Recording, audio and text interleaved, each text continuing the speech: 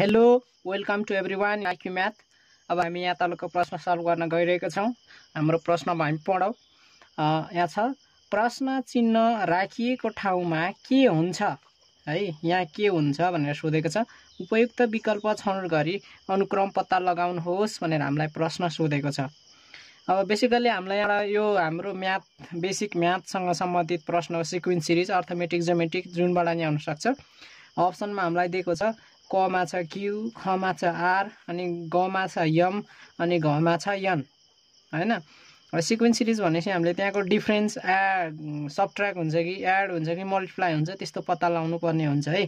त्यसको लागि मैले यहाँ हेल्पको लागि यहाँ एबिसिडी लेखेको छु। जस्तै एसिडी ई कहाँ आउँदैछ, ए पछि ई कतिको डिफरेन्स चाहिँ 1 2 3 4, ए पछि प्लस 4 पछि ई आउँदैछ है।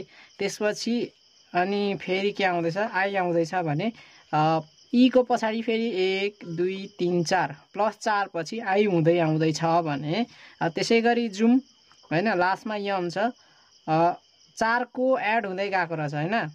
त्यसपछि अब यम पछि के आउँछ, यम पछि प्लस 4 गर्ने भने यम यन ओ पी क्यू आउने रहेछ। अब यसको राइट एन्सर के भयो, हाम्रो क्यू भयो।